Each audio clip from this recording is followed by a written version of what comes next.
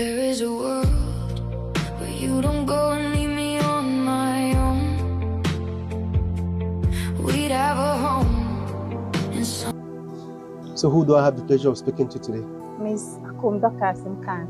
Oh, nice to meet you. I'm Clifford Otun. Oh, in your career goals and aspirations, where do you currently find yourself? What are you currently doing? Okay, actually, I'm a core member serving in an IT company. Wow. And since the company does not have an accountant, as an accounting graduate, so the MD finds it pleasant having me in her presence. So I'm actually acting as an accountant of the company. That's so great. And in the past, what accomplishments have you had before now? Like secondary? Okay, actually, I've just completed my BSc in accounting. Okay. So NYC is actually my second pursuit in life. And I'm also taking my professional examination to become a chartered accountant. So I'm in my professional levels right now. That's tough.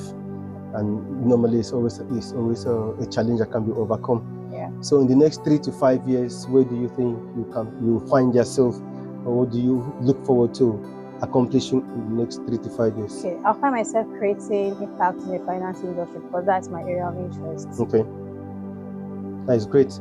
And in the past, have you ever been classified as a top student or a top performer in any career? That was when I was in secondary school. Okay. Because actually I did my secondary school in Cameroon. Okay. So in my high school, I was actually topping the class. How many papers?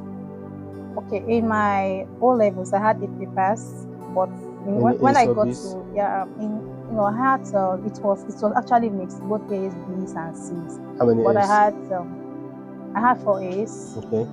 I had 3 B's. Okay.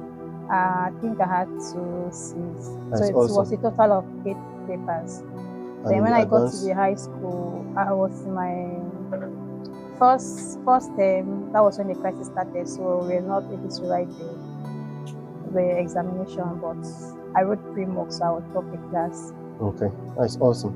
And throughout, probably there must have been some strategies you used to perform on top of your class or over your peers. Initially, when I started school, in Form 1, I did very, very bad, to a point the school almost asked me to withdraw. So I was actually crying in the principal office. I promised my mom, I said I will never fail again if they can give me the chance to go ahead with my classmates. So the principal actually said they were going to give me a trial, let them see my performance. So when I got to Form 2, I had to sit up. From there, I've never in my life failed an exam again till date. Wow. And probably there must have been some sacrifices you made, or some things you forwent in order to achieve such goals. Yes, I had to put in my effort. I had to forgo some things. I had to isolate myself from others. I had to create extra time. Aside from going from classes and going for prep, because it was actually a boarding school. So we always go for prep 3 times a day. So I had to create extra time for myself. So I was always in extra classes reading. Wow. That spare classes, we call it extra classes. So I would always find myself there, locking there and reading all night. I didn't have time for myself. It was actually a sacrifice I had to do to fulfill the promises I made to my mom. That was awesome.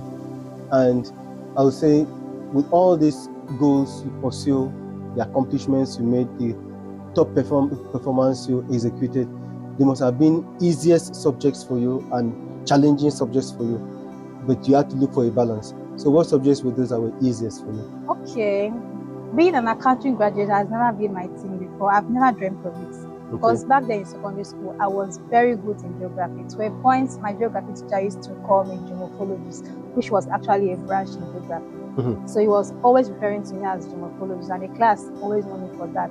But when I came to Nigeria, I don't know, somehow I found myself in the social science, and I just had to go for accounting. Wow. And which were the difficult subjects for you? In my secondary school or in my university days? Secondary and university. Okay, mathematics was the most difficult subject. Challenge. Yes. But when I came to Nigeria, I don't know, I just had to, because I had to do something that relates to maths, which is accounting. You cannot forgo it. So I had to I just had to accept it. Because first of all, you have to develop interest in anything you're doing. Yes. When you have interest in what you're doing, you find yourself loving or willing to do that thing. If you're not interested in anything, you cannot put in your effort. Yes. Doing it. So what advice do you have for the forthcoming generation who want to be like you or who want to perform more than you, because they will always need a role model or a mentor to guide them. Sometimes mentors are in contact with those looking up to them.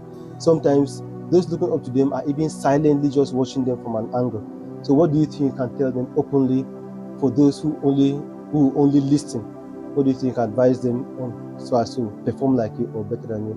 First of all, you have to identify your goals. You have to identify what you really need in life. Okay. And secondly, you have to have interest in whatever thing you want, because if you're not interested, if you're not enthusiastic about something, you will not get the result and you will not achieve it. So it must come from the place of love. You must be willing to do that. You must be willing to render service. You must be willing to achieve that. If you're interested about doing something, yes, yeah, you can actually achieve it. So you identify your goals and then put in your best. You have to set standards, be disciplined, set principles that work alongside with that goal, with what you want to achieve, and everything will be a story of success. Thank you so much for sharing your strategies. Thank you so much for your commitment to your goals and achieving them.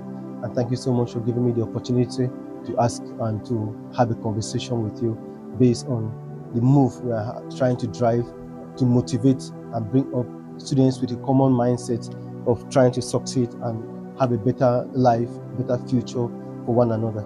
I sincerely appreciate it. It's a pleasure too.